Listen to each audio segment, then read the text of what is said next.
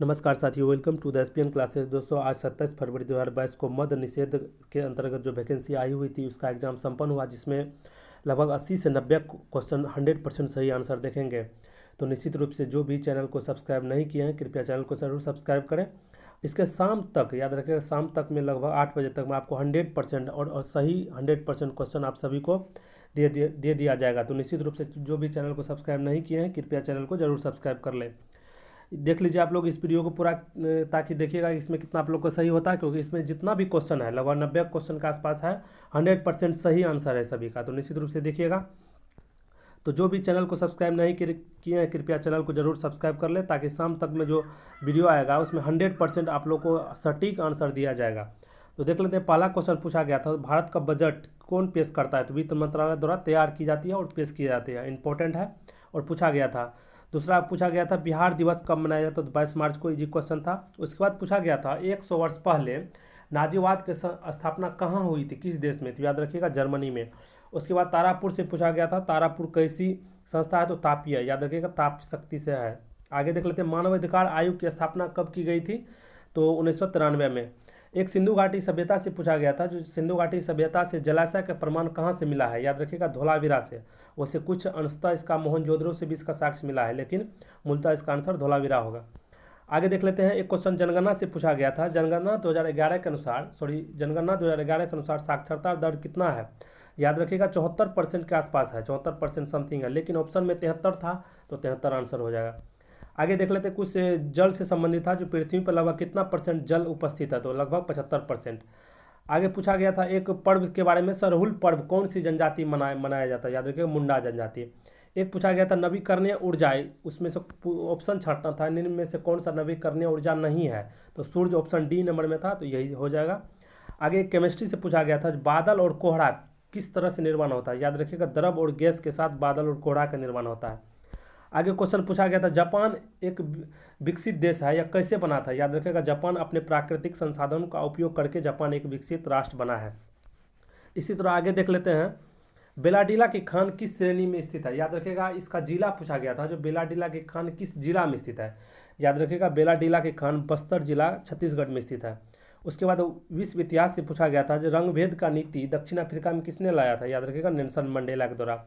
Polity से question पूछा गया था, राष्ट्रपति पर महाभियोग किसके द्वारा लाया जाता है या कहाँ लाया जाता है? याद रखिएगा, संसद के किसी भी सदन में राष्ट्रपति पर महाभियोग लाया जा सकता है। एक इकोनॉमिक्स से था, मौसमी बेरोजगारी कहाँ पाई जाती है? तो कृषि में, याद रखिएगा। एक करंट अफेयर से था, परख, याद रखिएगा, परख पोर्टल किस चीज़ से संबंधित है? याद रखिएगा, शिक्षा से। ऑप्शन में था छात्र के सीखने से संबंधित, यही आंसर हो जाएगा। आरबीआई के गवर्नर से क्वेश्चन पूछा गया था, आरबीआई वर्तमान गवर्नर कौन है? तो शक्तिकांत दास। एक मैथ का क्वेश्चन था, 15 मीटर इसका आंसर आ रहा था। याद रखिएगा, इसका पूरा सॉल्यूशन शाम को 7 या 8 बजे के बीच में आपको लोगों को दे दिया जाएगा। तो निश्चित रूप से जो भी चैनल को सब्सक्राइब नहीं किया है, कृपया चैनल को जरूर सब्सक्राइब कर लें। एक बहुराष्ट्रीय कंपनी से क्वेश्चन था, इसका आंसर बहुराष्ट्रीय कंपनी होगा। उसके बाद पूछा गया था, अनुवांशिकी का जनक किसे माना जाता है? तो ग्रेगर जॉन मेंडल को।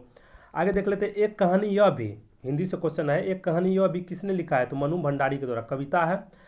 एक क्वेश्चन केमिस्ट्री से पूछा गया था, खाने वाले सोडा का रासायनिक नाम क्या है? याद रखिएगा, सोडियम बाइकार्बोनेट। तो ऑप्शन में कार्बोनेट था, तो सोडियम बाइकार्बोनेट होगा इसका।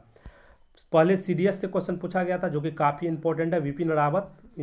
आगे एक मैथ का क्वेश्चन था प्रयाक्ता से, जिसका आंसर 1/2 आएगा। याद रखिएगा, प्रयाक्ता से क्वेश्चन पूछा गया था, एक पासा को फेंका जाता है जिसमें कि एक आभास संख्या आने की प्रयाक्ता क्या होगी?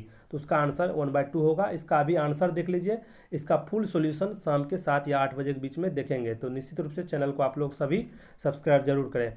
आगे हिंदी से क्वेश्चन पूछा गया था, ऑप्शन में था, जो क्वेश्चन इस तरह से था, लीलाधर जुगरी इसमें से कौन सी कविता लिखा है? तो याद रखिएगा, मेरा ईश्वर लीलाधर जुगड़ी के द्वारा लिखा गया था। निहाल सरीन का संबंध किस खेल से है? तो शतरंज से, ये भी क्वेश्चन था। उसके बाद एक क्वेश्चन खाद्य सुरक्षा से था, जो कि इनमें से सभी आंसर होगा, उपयुक्त में से सभी। न्यूटन के थर्ड लॉ से संबंधित क्वेश्चन था, निम्नलिखित में से क्रिया और विपरीत क्रिया के बारे में पूछा गया था, जो कि भिन्न भिन्न वस्तुओं पर, याद रखिएगा, विपरीत दिशा में लगता है। उसमें ऑप्शन में था अलग अलग वस्तुओं पर विपरीत दिशा में, जो कि ऑप्शन डी नंबर पे था। आगे देख लेते, कर्नाटक में आम्र वर्षा से क्वेश्चन पूछा गया था। आगे देख ले, मृदा अपरदन को कैसे रोका जा सकता है? ये इस टाइप से क्वेश्चन था, वृक्ष लगाकर, वृक्षारोपण ऑप्शन में आंसर था, यही होगा।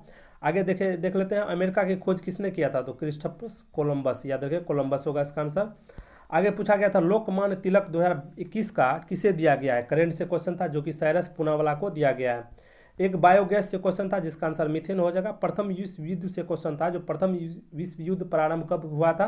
1914 में, जो कि 1914 से 1918 के बीच में इसका प्रथम विश्व युद्ध चला था।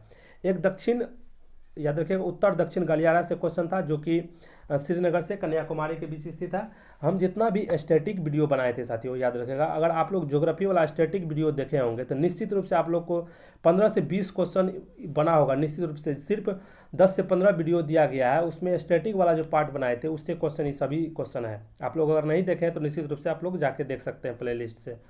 आगे क्वेश्चन पूछा गया था, मैथ क्वेश्चन था जो समबाहु त्रिभुज, ऑप्शन में था समबाहु त्रिभुज। जो क्वेश्चन इस तरह से था, एक कोण शेष दो कोण के बराबर होता है, तो वह कौन सी इसका समकोण त्रिभुज होगा, याद रखिएगा। एक क्वेश्चन इस तरह से था, जो एक कोण शेष दो कोण के योग के बराबर है, तो याद रखिएगा समकोण त्रिभुज का एक कोण शेष दो कोण के योग के बराबर होता है, तो इसका आंसर समकोण त्रिभुज हो जाएगा, याद रखिएगा समकोण त्रिभुज।